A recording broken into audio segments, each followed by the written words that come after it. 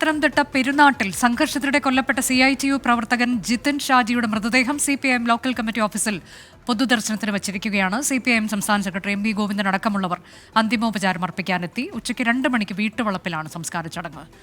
ശ്രീജിത്ത് ശ്രീകുമാരൻ വിവരങ്ങളുമായി. ശ്രീജിത്ത്, മുതിർന്ന നേതാക്കൾ MV ഗോവിന്ദൻ ഉൾപ്പെടെയുള്ളവർ അങ്ങോട്ടേക്ക് എത്തിയിട്ടുണ്ടോ?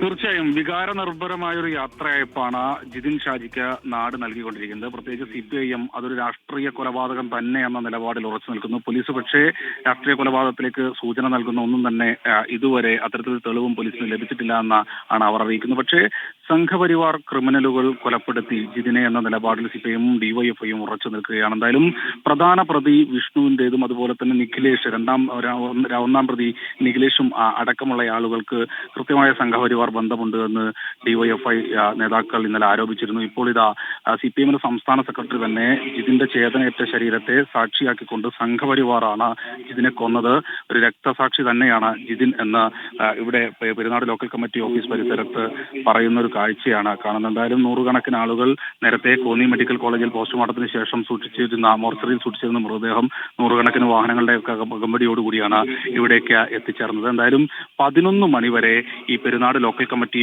ഓഫീസ് പരിസരത്ത് പൊതുദർശനം ഉണ്ടാകും. അതിനുശേഷം നേരെ മൃതദേഹം വീട്ടിലേക്ക് കൊണ്ടുപോകും. അവിടെ ചടങ്ങുകൾക്ക് ശേഷം വീട്ടുവളപ്പിൽ പുറകിൽ തന്നെയായിരിക്കും സംസ്കാരം നടക്കുക. എന്തായാലും ഇന്നിവിടെ ഹർത്താലാണ്. ഈ പെരുന്നാട് പഞ്ചായത്തിൽ ഹർത്താൽ ആഹ്വാനം ചെയ്തിട്ടുണ്ട്. കടകമ്പോളങ്ങളൊന്നും തുറന്നിട്ടില്ല. പക്ഷേ വാഹന ഗതാഗതത്തിന് തടസ്സമൊന്നുമില്ല. നൂറുകണക്കിന് ആളുകൾ ഇപ്പോൾ ജിതിൻ ഷാജിക്ക് അന്തിമോപചാരം അർപ്പിക്കാൻ എത്തിയിട്ടുണ്ട്. CPIM സംസ്ഥാന സെക്രട്ടറി തന്നെ നേരിട്ടെത്തി അന്തിമോപചാരം അർപ്പിച്ച് ഇപ്പോൾ അദ്ദേഹം സംസാരിച്ചുകൊണ്ടിരിക്കുകയാണ്. അനുജ. ശരി, ശ്രീജിത്ത് ശ്രീകുമാരനാണ് പത്തനംതിട്ട പെരുന്നാട്ടിൽ നിന്ന് വിവരങ്ങൾ നൽകിയത്.